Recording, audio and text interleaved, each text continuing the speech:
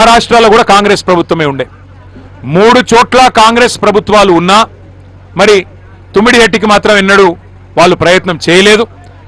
చివరికి ఒప్పందం చేసుకునే ప్రయత్నం అంతర్రాష్ట్ర ఒప్పందం ఏదైతే చేయాలో ఒక అంతర్రాష్ట్ర ప్రాజెక్టుకు సంబంధించి ఆ డ్యామ్ హైట్ విషయంలో ఏదైతే ప్రయత్నం చేయాలో ఆ ప్రయత్నం ఎన్నడూ కూడా వారు చేయలేదు. చేసినట్టు నటించారు తప్ప ఎన్నడూ చేయలేదు.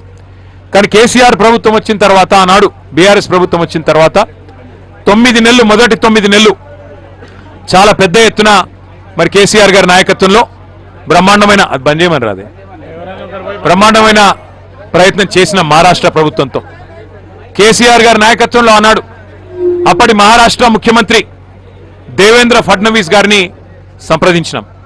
అయ్యా 152 మీటర్లకు మీరు ఒప్పుకున్నట్టయితే మాకు మా ప్రాంతం మొత్తానికి కూడా లాభమయ్యే ఆస్కారం ఉంటుంది కాబట్టి మీరు దయచేసి అంగీకరించండి అని చెప్పి వారిని పోయి పూర్తి స్థాయిలో ప్రయత్నం చేయడం జరిగింది. చేస్తే కూడా ఆయన స్పష్టంగా చెప్పినారు మహారాష్ట్ర ముఖ్యమంత్రి గారు ఈ 152 మీటర్లు ఎత్తు పెంచితే మరి ముందు మునిగేదే నా ప్రాంతం, నేను ప్రాతినిధ్యం వహించే ప్రాంతమే మునుగుతుంది. నేను ఈ డ్యామ్ పెంచొద్దు హైట్ పెంచొద్దు అని చెప్పి పోరాటాలు చేసిన నేను ప్రతిపక్ష నాయకుడిగా ఇలా నేను ముఖ్యమంత్రిగా ఉన్నా కాబట్టి నా ప్రాంతం మునుగుతుంటే నేను ఎట్లా ఒప్పుకుంటాను మీరు అనుకున్నారు. సమస్యనే లేదు, ఒప్పుకునే పరిస్థితే లేదు. తుమ్మిడిహట్టి దగ్గర 152 మీటర్లు అప్పుడు కాంగ్రెస్ ముఖ్యమంత్రి ఉత్తరం రాసిండు. ఆనాడు కాంగ్రెస్ ముఖ్యమంత్రిగా ఉన్న పృథ్వీరాజ్ చౌహాన్ గారు ఉత్తరం రాసినాడు ఆంధ్రప్రదేశ్ ముఖ్యమంత్రి కిరణ్ కుమార్ రెడ్డి గారికి, మీరు ₹1 ఖర్చు పెట్టినా అది వేస్ట్ అవుతుంది, మేము ఒప్పుకుంటలేము, అనవసర ప్రయాస చేయకండి, ఇది కుదరదు అని నిర్ద్వందంగా. ఆంధ్రప్రదేశ్లో కాంగ్రెస్ ఉంటుంది, మహారాష్ట్రలో కాంగ్రెస్ ఉంటుంది, ఢిల్లీలో కేంద్ర ప్రభుత్వంలో కాంగ్రెస్ ఉంటుంది, కానీ ఒప్పందం మాత్రం ఎన్నడూ కాలే. కాబట్టి యాక్టింగ్ బాగా చేసినారు. తుమ్మిడిహట్టి దగ్గర కడతాం అని చెప్పి టైంపాస్ చేసినారు, యాక్టింగ్ చేసినారు. తెలంగాణని మభ్యపెట్టే ప్రయత్నం కూడా చాలా పెద్ద ఎత్తున చేసినారు. ఇక 9 నెలలు ప్రయత్నించిన తర్వాత, ఎందుకంటే ప్రజలు మనకిచ్చిన కాలం 5 ఏళ్ళు, మరి 5 ఏళ్ల లోపల ప్రాజెక్టు కట్టాలే, తెలంగాణ బీడు భూములకు గోదావరి నీళ్లు రావాలంటే యుద్ధ ప్రాతిపదికన పనులు జరగాలి. ఇక మహారాష్ట్ర ఒప్పుకునే సమస్య లేదు.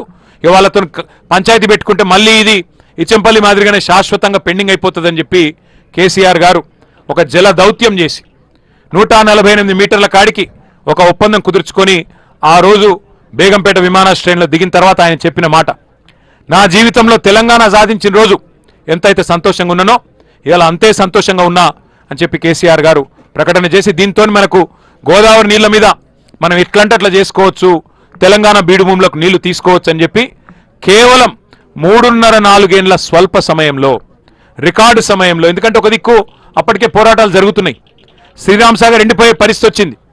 శ్రీరామ్ సాగర్ పైన మహారాష్ట్ర బాబ్లీ ప్రాజెక్టు కట్టిన తర్వాత శ్రీరామ్ సాగర్కి నీళ్ళు వచ్చే బంద్ అయింది. అట్లాగే ఇక అమ్మ తెలంగాణ మా ఆకలి కేకల గానమా అని కవులు పాటలు రాస్తున్నారు. పల్లె పల్లెన పల్లేర్లు మరిచే మా తెలంగాణలోనా అని చెప్పి మరి ఆ రోజుల్లోనే పాటలు కవులు రాస్తున్న పరిస్థితి. అటు తెలంగాణలో, ఇటు మహారాష్ట్రలో, అటు కేంద్రంలో కాంగ్రెస్ ప్రభుత్వం ఉన్నా తట్టెడు మట్టి తీయలే. తుమ్మిడిహట్టికి ఎన్నడూ కూడా ఒక అడుగు కూడా ముందుకు పడలే. వాస్తవం ఏంటి అంటే ఇవాళ ప్రాణహిత కుదరది, ఇంకా ఆ ప్రాజెక్టు కుదరది, ప్రాణహిత చేవెళ్ళ అనేది కుదరది, తుమ్మిడిహట్టి దగ్గర ఆ పరిస్థితి లేదు అని ఖరాఖండిగా మరి అధికారులు చెప్పిన తర్వాత, మహారాష్ట్ర ప్రభుత్వం ససేమిరా అన్న తర్వాత సెంట్రల్ వాటర్ కమిషన్ను పెట్టి మరి వ్యాప్కోస్ అధికారులు, కేంద్ర ప్రభుత్వ అధికారులు వాళ్ళందరినీ సంప్రదించి ఇంజనీర్ల సూచన మేరకు బెస్ట్ పాయింట్ ఏంటిది, బెస్ట్ పాయింట్ అంటే ఎక్కడ ఏ ఎండల్లోనైనా, ఎంతటి కరువులోనైనా, ఎంతటి కాటకం వచ్చినా